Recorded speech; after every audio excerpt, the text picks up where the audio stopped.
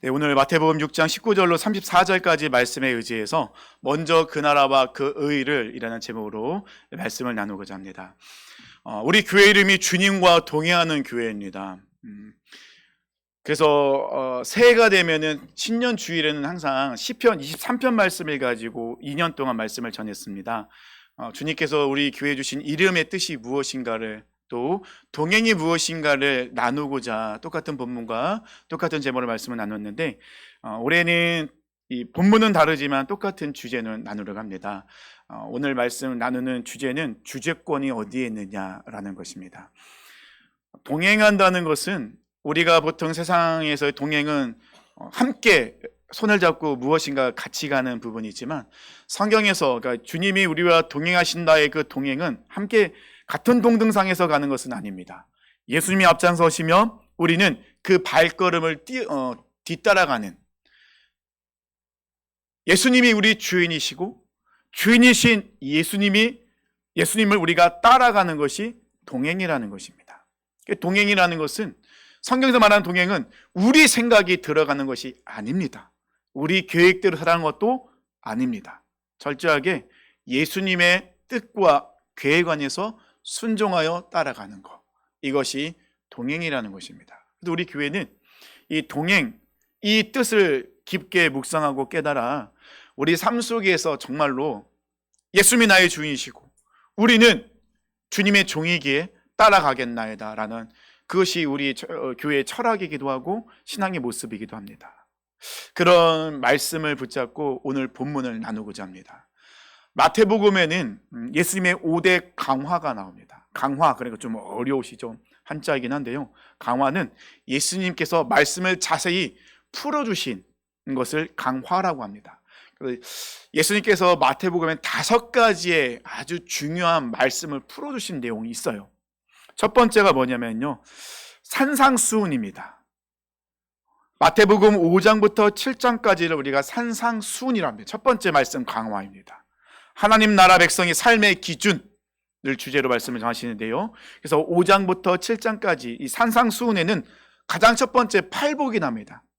심령이 가난한 자는 복이 있나니, 그래서 팔복이 나오게 되죠. 그리고는 율법의 완성이 무엇인지 알려주시고, 주기도문, 금식, 재물, 그 다음에 황금률에 대한 것이 나옵니다.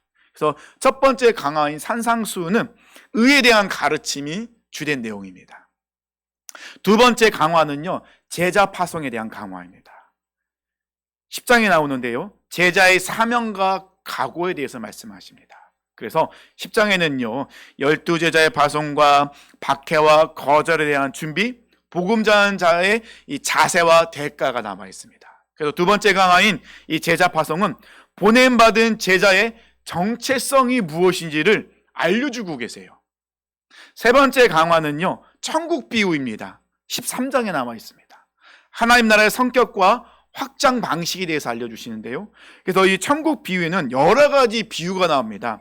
씨 뿌리는 비유, 가라지 비유, 겨자씨, 누룩, 감추인 보화 비유, 값진 진주, 그물에 대한 비유, 이런 비유가 갖가지 비유가 나와 있는데요, 이 천국 비유에서는 겉으로는 작아 보여도 반드시 완성되는 하나님의 나라, 이것을 예수님께서 말씀하십니다.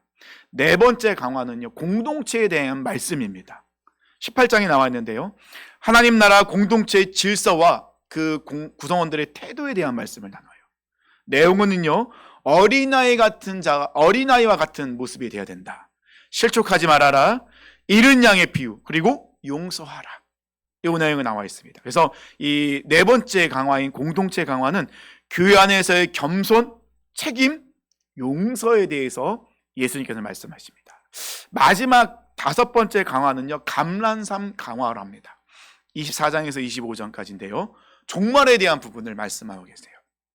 그래서 마지막 때에 어떤 일이 일어나는지, 종말의 징조, 또 예수님 인자의 재림, 열처녀 비유, 달란트 비유, 양과 염소 비유가 나옵니다. 그래서 이 감람산 강화에서는 때를 분별하는 준비된 삶을 살아야 된다, 이것을 주된 주제로 말씀하고 있습니다. 그래서 산상수훈부터 마지막 강화산 이 강화까지 이 내용을 통틀어 보면요, 예수님께서는요 우리 그리스도인들이 이 세상에서 어떻게 살아가야 될지에 대해서 그 기준을 아주 명확하고 그리고 자세하게 풀어주셨어요. 우리는 이 세상에 파송받은 하나님의 자녀들, 제자입니다. 세상 속에서 세상 사람과 똑같이 살아가는 게 아니에요. 비록 세상에 살아가지만 세상적인 가치관으로 살아가지 않습니다. 예수님은 이 5가지의 강화를 통하여서 그리스도인들이 어떤 기준으로, 어떤 삶의 태도로 무엇을 바라보고 살아가야 될지를 말씀하고 알려주고 계십니다. 오늘 본문은 첫 번째 강화인 산상수훈의 한 부분입니다. 우리 성경책에 가만히 보면요, 성경책에 보면 소제목이 나오잖아요. 우리 19절 소제목 뭐라고 나와 있죠? 보물을 하늘에 쌓아두라. 외적으로 보면요, 재물과 이 신앙 사이의 우선순위를 어떻게 둘 것인가에 대해서 말씀하고 있는 것처럼 보입니다. 우리 살아갈 때 돈 정말 중요합니다. 되게 세속적이처럼 들릴지 모르는데 저도 돈 되게 좋아해요. 통장에 돈이 많이 있었으면 좋겠어요. 근데 저희 통장은 항상 메말라 있어요. 풍족했던 적은 없는 것 같아요. 항상 메말라서 하나님께 매달릴 수밖에 없어요. 그래도 그 메말란 중에 좀 생명수를 좀 달라고. 돈이 없이는 살아갈 수 없죠. 근데 돈은요, 사랑의 대상이 아니에요. 그래서 성경에 뭐라고 나와 있습니까? 돈을 사랑함을 일만하게 뿌리라 나와 있습니다. 돈은 사랑의 존재가 아니에요. 돈은 다스리는 거예요. 이 세상 살아갈 때 돈이 없으면요, 우리 살지 못합니다. 이 전기, 우리가 마시는 물, 우리가 온풍기 틀고 있죠. 우리가 돈을 지불해서 전기를 사용하기에, 또 수도세를 내기에, 가스비를 내기에 우리가 살아갈 수 있습니다. 돈을 미워하지 말라는 게 아니야. 우린 돈 없이는 살 수는 없어요. 맞아요. 하지만 돈은 사랑하는 것은 아닙니다. 돈은 다스리는 거죠. 시대가 발전할수록 돈이 많으면요, 정말 편하게 살 수 있습니다. 그래서 많은 사람들이 목숨 걸고 돈을 벌려고 하죠. 심지어는 자기의 영혼을 팔아서라도 돈을 벌려고 합니다. 그 영혼의 돈을, 자기의 목숨을, 돈과 명예를 얻기 위해서 사단에게 영혼을 판 사람들이 있죠. 대표적인 인물이 레이디 가가라는 가수랍니다. 가수입니다. 얼마나 세계적으로 유명합니까? 돈도 엄청 많아요. 근데 이 레이디 가가는 공개적으로 자기는 사탄 숭배자라고 이야기합니다. 그의 곡은 대부분 사탄에 대한, 사탄을 숭배하는 대한 그런 곡으로 쓰여져 있다는 것입니다. 그래서 이 시대는요, 아니, 시대가 발전할수록, 과학이 발전할수록, 문명이 발전할수록 편해질수록 시대의 가장 강력한 우상은 만몬입니다. 돈은 하나님을 가장 대적하는 우상입니다. 우리는 그런 시대에 살아가고 있어요. 그래서 오늘 본문의 말씀은 단순히 물질과 신앙 중 우선순위가 무엇인가만을 이야기하는 것이 아니라 더 본질적인 것을 말씀하고 계십니다. 핵심은, 그 본질은 무엇이냐면요, 우리의 삶의 주재권에 대한 말씀을 하고 계세요. 내 삶의 주인은 누구이냐, 무엇이냐, 이거에 대해서 예수님께서는 아주 명확하게 말씀하고 계십니다. 19절 말씀 보니까요, 너희를 위하여 보물을 땅에 쌓아두지 말라. 거기는 종과 동록이 해하며 도둑이 구멍을 뚫고 도둑질 하느니라. 근데 20절은요, 오직 너희를 위하여 보물을 하늘에 쌓아두라. 그러니까 19절과 20절은 똑같아요. 너희를 위하여라는 단어로 똑같이 시작되지만 그 장소는 달라요. 19절에서의 보물을 쌓아두는 장소는 어디죠? 땅이에요. 근데 20절에 보물을 쌓아두는 장소는 어디죠? 하늘이에요. 거기는 좀이나 동록이 하지 못하며 도둑이 구멍을 뚫지도 못하고 도둑질도 못하느니라. 그러니까 19절, 20절은 똑같이 너희를 위하여 보물을 쌓는 것에 대해 이야기하지만 장소는 다르다는 것입니다. 그러면 이 보물이 무엇일까 우리가 좀 알아야겠죠. 보물, 원어적으로는 데사우로스라는 단어를 쓰고 있는데요, 이 보물이라는 것은 값비싼 귀금속, 돈만을 이야기하는 것은 아닙니다. 이 보물은 포괄적이에요. 내가 의지하고 있는 것, 내가 꽉 붙잡고 있는 것, 내가 소중하게 여기고 있는 모든 것이 다 보물, 데사우로스예요. 근데 이 보물을 어디에 쌓느냐가 참 중요하다는 것입니다. 그래서 19절과 20절은 대비를 이루고 있어요. 그래서 제가 좀 편하게 표로 좀 보여드릴게요. 표 좀 보여주세요. 자, 19절과 20절. 장소는요, 19절은 땅이에요. 20절은요, 하늘입니다. 기준은요, 19절은 이 세상, 현재입니다. 근데 20절에서는 하나님 나라, 영원히 기준입니다. 자, 그러면 주인이 누구냐가 중요하겠죠. 19절의 주인은 누구죠? 나예요. 네 자신입니다. 땅에 쌓아두는 보물은 그 쌓아두는 주체는 누구를 주인으로 생각하기 때문에 땅에 쌓아둔다고요? 나 자신이기 때문에. 20절은요, 하나님입니다. 하나님 계신 그 하늘, 목적은요, 19절은요, 나의 안정과 나의 만족과 나의 기쁨, 내 중심인 거예요. 20절은요, 하나님의 뜻과 기쁨과 영광입니다. 그러다 보니 19절에서의 결과는 늘 불안해요. 돈이 많다고 해서 안 불안한가요? 너무 불안하니까 맨날 그 돈을 들여서 경호원들 아주 층층이 쌓고 있죠. 불안하니까 그 집에 새콤 달고 이것저것 다 하고 아주 시건장치 얼마나 심하게 해놓습니까? 불안합니다. 하지만 20절 안식이 있습니다. 평강이 있습니다. 평강이 있습니다. 19절과 20절은요 이렇게 철저하게 대비를 이루고 있습니다.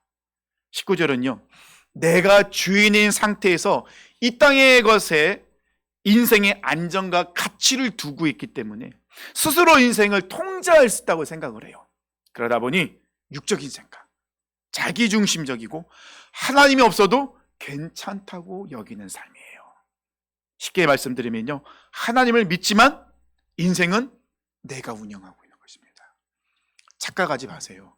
하나님을 믿는다고 해서 그 사람들이 다 구원받았다고 이야기할 수 없어요. 하나님을 믿지만 여전히 자기가 주인이라고 살아가는 사람이 얼마나 많은지 모릅니다. 그것이 바로 19절에 나와 있는 모습이에요. 사랑하는 성도님들, 우리 19절 말씀 혹시 내 모습은 아니에요? 하나님을 믿어서 예배 자리에 서 있습니다. 예배 드린다고 하고 있어요. 그런데 삶의 자리를 돌아가서는 여전히 내가 주인이 돼요. 내가 하고 싶은 대로 살아요. 내 중심대로 살아가고 있습니다. 그게 19절입니다. 20절은요 여전히 나를 위함이라 나와 있지만 하나님을 주인으로 인정한 상태이기 때문에 그분의 질서와 약속 안에서 나의 인생을 맡기는 태도예요. 주재권을 하나님께 드려서 하나님을 신뢰하는 삶이 바로 20절의 모습이라는 것입니다. 그럼 20절은요 하나님을 믿고 한 단계 더 나가는 거예요. 뭐죠? 하나님은 나의 주인이십니다. 나의 모든 주도권, 주재권을, 내 인생의 모든 것을, 내 인생의 핸들은 하나님께 있습니다. 하나님을 주인으로 모시고 살기 때문에 그분 안에서 살아가는 삶. 근데요 19절과 20절 한 절밖에 차이 안 나요. 근데 그 거리는 너무 멀고 깊어요. 많은 분들이 19절의 모습을 살면서 마치 20절의 모습으로 살아가고 있는 것처럼 착각합니다. 많은 분들이 19절의 모습 속에서 20절로 못 넘어가요. 발목을 잡고 있는 것들이 있어요. 내가 움켜쥐고 있는 것들이 있기 때문에 여전히 하나님을 믿는다고 하면서도 내가 주인으로 살아갑니다. 예수님께서는 이 부분을 말씀하고 계십니다. 그러면서 21절 말씀하시죠. 내 보물이 있는 곳에는 내 마음도 있느니라. 내가 무엇을 중요하게 여기냐에 따라서, 무엇에 집중하고 있냐에 따라서 내 마음이 거기에 쏟아진다는 것입니다. 그러면서 예수님은요 갑자기 눈에 대한 말씀으로 이야기를 바꾸세요. 22절과 23절 말씀 보니까요 22절과 23절은 또 대비를 이룹니다. 눈은 몸의 등불이니 그러므로 내 눈이 성하면 온몸이 밝을 것이요 눈이 나쁘면 온몸이 어두울 것이니 그러므로 내게 있는 빛이 어두우면 그 어두움이 얼마나 더하겠느냐. 예수님 말씀하십니다. 눈은 몸의 등불이래요. 눈을 통하여서 우리가 빛을 받아들이는 거예요. 근데 이 눈은요 단순한 시각적인 것을 이야기하는 것이 아닙니다. 눈은요 인생을 해석하는 기준을 어디에 두고 있는지를 말씀하고 있는 거예요. 내가 바라보는 것, 내가 바라볼 때 어떤 기준으로 그것을 바라보느냐. 무엇을 바라보느냐가 중요하지만 그 전에 더 우리가 중요하게 여길 것은요, 어떤 기준으로 그것을 바라보고 있느냐. 내 기준으로 보물을 바라보면 땅에 쌓을 뿐이에요. 하지만 하나님의 말씀으로 보물을 바라보면 하늘나라에 그 모든 것을 올려두게 된다는 것입니다. 선한 눈은 보물에 집착하는 게 아니에요. 선한 눈은요, 하늘나라를 바라보고 있어요. 하늘나라를 바라보기 때문에 이 보물은 자연스럽게 쌓이게 된다는 겁니다. 그런데 눈이 나쁘면요, 보물에 집착하게 되니 하늘나라를 바라볼 수 없어요. 내 자신만을 바라볼 수밖에 없죠. 그러니 끊임없이 집착하고 이 땅 가운데 영원히 살 것처럼 착각하면서 이 땅에 소망을 두고 벗어나지 못하는 이 19절의 모습이 나와 있다는 것입니다. 우리 모두는 누구도 예외 없이 이 세상에서 두 주인 사이에서 갈등하고 있습니다. 24절 말씀 보니까요, 한 사람이 두 주인을 섬기지 못할 것이니 혹 이를 미워하고 저를 사랑하거나 혹 이를 중히 여기고 저를 경히 여김이라. 너희가 하나님과 재물을 겸하여 섬기지 못하느니라. 예수님께서는요, 24절 말씀을 통해서 우리 모두는 두 주인 사이에서 왔다 갔다 갈등하고 있다는 모습을 보여주는데, 우리가 알아듣기 쉽기 위해서 재물이라는 직관적인 것들을 말씀하고 계세요. 사실 우리가 살아갈 때 이 물질은 굉장히 중요하잖아요. 만몬은 굉장히 하나님을 대적하는 큰 우상입니다. 예수님께서는 그 재물을 통하여서 우리에게 분명히 이야기하십니다. 너희들은 지금 재물이라는 주인과 하나님이라는 주인 사이에서 왔다 갔다 하고 있지 않느냐. 두 주인을 같이 섬길 수는 없어요. 우리 주인은 딱 한 명이어야 돼요. 하나님이든 재물이든. 재물을 주인으로 섬긴다는 것은 눈이 어두워져서 이 땅 가운데 보물을 쌓는 어리석은 자의 모습이라는 거죠. 하지만 하나님이 우리 주인이 되실 때는 우리 눈이 밝기 때문에, 빛이 들어왔기 때문에 하늘나라를 바라보며 소망을 두고 살아갈 수 있다는 것입니다. 그래서 예수님께서는요, 누가 내 삶의 주권자이며 주인이냐라는 질문을 끊임없이 던지고 있습니다. 우리는 새해를 맞이해서 하나님께서 주신 소망으로 또 새해를 살아갑니다. 그 새해 결단도 참 많이 하죠. 결단할 때 우리는 첫 번째로 결단했으면 좋겠습니다. 내 삶의 주인은 하나님이십니다. 하나님이 내 삶의 주권자이십니다. 예수님께서는 이 결단을 하라고 우리에게 말씀하고 계십니다.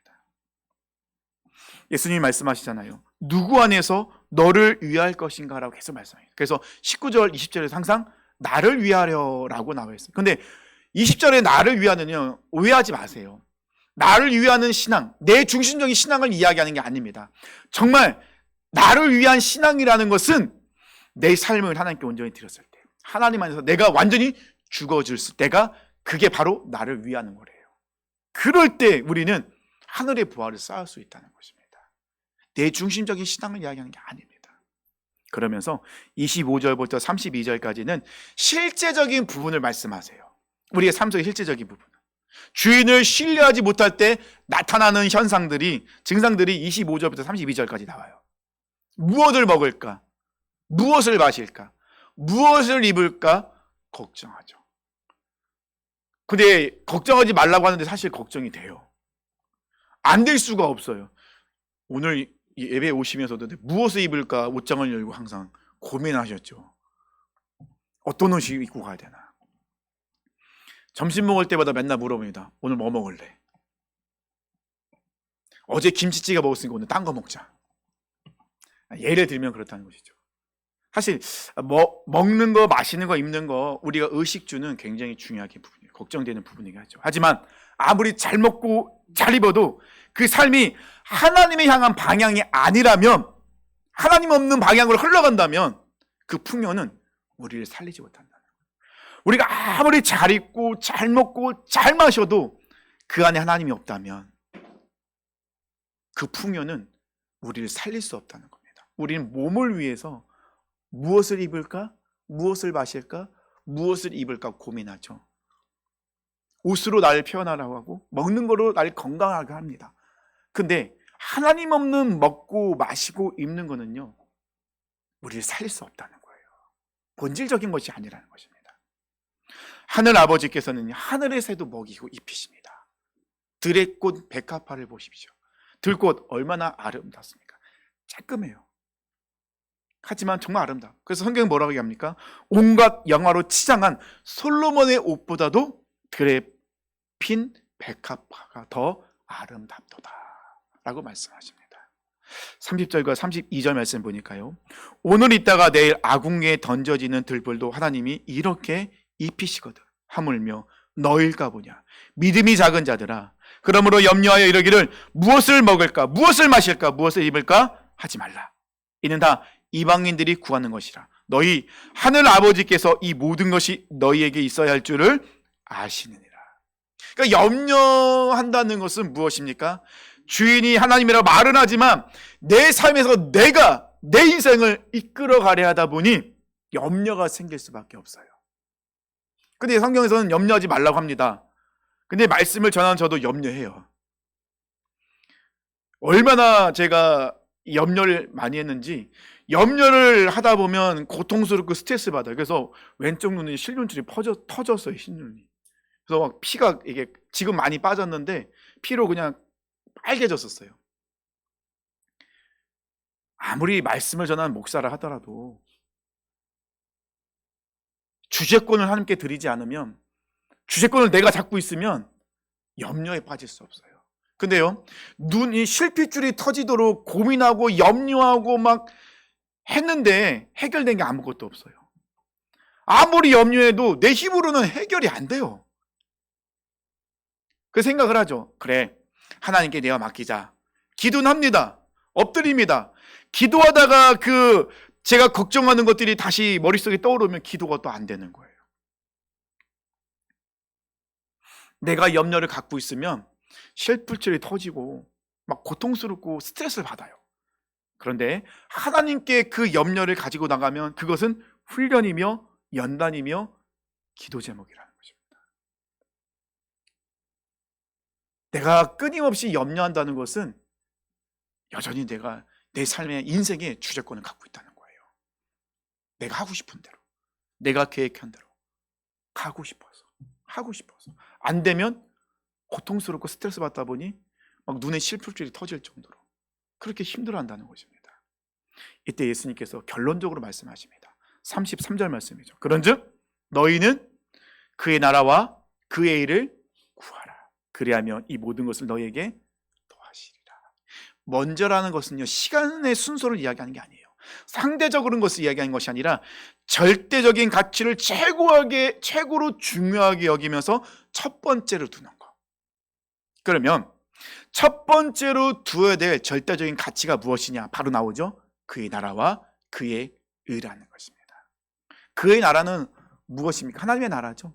하나님의 나라는 어떤 나라입니까? 어떤 것입니까? 하나님께서 다스리시는 나라. 하나님께 다스림을 받는 모습. 세례요한이요, 사역을 시작하면서 이렇게 선포합니다. 마태복음 3장 2절에 보면요, 회개하라, 천국이 가까이 왔느니라. 이게 세례요한의 메시지예요. 강력한 세례요한은 항상 이 메시지를 전합니다. 근데 세례요한의 사명은 뭐죠? 오실 메시아를 준비하는 사람이에요. 메시아를 준비하면서 요한이 외친 고백이 뭐죠? 회개하라. 먼저 회개하라는 겁니다. 그리고 뭐죠? 천국이 가까이 왔다. 천국이 왔다는 거예요. 그러면 천국이 왔다는 것은 그럼 우리는 죽을 때가 다가온 건가? 우리 보통 생각하잖아요. 천국은 죽어야만 가는 것이라고. 근데 세례요한은 천국은 죽어야만 가는 것이 아니라고 외칩니다. 천국이 벌써 너희에게 왔다. 근데 세례요한이 말씀을 외칠 때 그때 누가 오셨죠? 예수님이 오셨어요. 세례요한은 천국을 누구로 얘기하신 거죠? 예수님이 얘기하신 겁니다. 예수님이 이 땅에 오심으로 천국은 우리 가운데 임한 겁니다. 예수님도 공생활을 시작하기 전에 말씀하세요. 마태복음 4장 17절 말씀입니다. 이때로부터 예수께서 비로소 전파 이르시되 회개하라, 천국이 가까이 왔느니라. 진짜 천국인 주인이시며 구원자신 예수님이 오셨어요. 예수님을 통하여 우리는 죄의 노예, 사탄의 노예, 세상의 노예에서 하나님의 자녀가 되는 권세를 누려요. 이 세상 속에서 우리는 사탄의 지배를 받는 것이 아니라 하나님의 다스림을 받는 하나님의 자녀라는 것입니다. 그러니 그의 나라가 우리 가운데 벌써 임했죠. 그러니까 우리가 누구의 다스림을 받아야 되는 거죠? 하나님의 다스림을 받아라. 그러면 그 의가 필요해요. 그 의는 무엇입니까? 하나님의 다스림을 받는 합당한 삶이에요. 우리는 의인일 수 없습니다. 우린 죄인이잖아요. 우리는 예수님을 나의 주인으로 구원자로 믿음으로 말미암아 우리는 의롭다 칭함을 받아요. 이신칭의.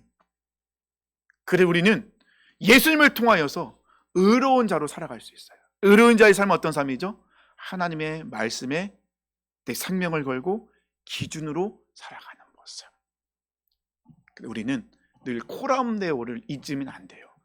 우리는 하나님을 인식하여 살아갑니다. 우리 삶은 하나님 앞에 사는 사람이에요. 왜? 하나님 우리 다스리시니까요. 하나님 우리 주인이시잖아요. 그럼 우리는 코람데오, 하나님 앞에 있는 겁니다. 근데 우리는 이야기하죠. 하나님의 간섭이 피곤하다고요. 처음에 거부할 때는 피곤한 거죠. 근데 하나님의 다스림을 받으면요, 나중엔 편해져요. 그렇게 되면 예수님이 약속하십니다. 이 모든 것을 너희에게 더하시리라. 이 말은 뭡니까? 하나님이 책임져 주신다고요. 눈에 실핏줄이 터지도록 제가 고민하고 걱정하고 막 스트레스 받고 막 어떡하지? 안 돼요. 아무리 고민하고 제가 계획을 세우고 제가 준비한다 할지라도 안 되더라고요. 근데 이 모든 것을 하나님께 내어 맡기며 하나님께서 책임져 주시고 하나님께서 가장 선한 길로 인도하시더라는 것입니다. 2026년 이제 목회 준비를 하면서 계획을 짰어요. 첫 번째는 이게 기도한 하나님이 노라고 응답해 주셨어요. 첫 번부터 안 돼 그러셔갖고 그래 실핏줄이 터진 것 같아요. 처음부터 너무 하신 거 아닙니까 하나님? 그래도 처음 시작은 뭔가 좀 들어주셔야 이게 뭔가 가야 되는 것들이 벌써 첫 번째 스텝이 꼬이는 것 같습니다. 그 다음은 기도하는 것도 하나님 안 된다고 하실 것 같아요. 그게 걱정이에요. 염려스럽습니다. 그래서 엎드리는 겁니다. 그래서 하나님께 나가고 기도하는 거죠. 하나님 저는 할 수 없어요. 제 능력으로는 안 됩니다. 그래서 그의 나라와 그의 의를 구합니다. 하나님께서 이끄신 것을 내어드리고 이끄신 것에 순종하겠습니다. 어떤 분이요 이런 글을 썼다라고요. 보물의 위치는 마음을 드러내고 내가 내 보물을 어디에 두고 있냐에 따라 그 보물이 있는 위치가 내 마음이 드러나는 곳이래요. 내가 지금 이 땅 가운데 보물을 두고 있습니까? 나 마음은 이 땅에 있는 거예요. 보물을 하늘에 두고 있습니까? 내 마음은 하늘에 있는 겁니다. 마음의 방향은 주인을 결정하며 내 마음을 어디에 쏟고 있냐에 따라서 내가 주인일 수도 있고 하나님이 주인일 수 있다는 거예요. 주인을 바꾸면 염려가 기도로 바뀝니다. 이 말이 참 공감이 많이 됐습니다.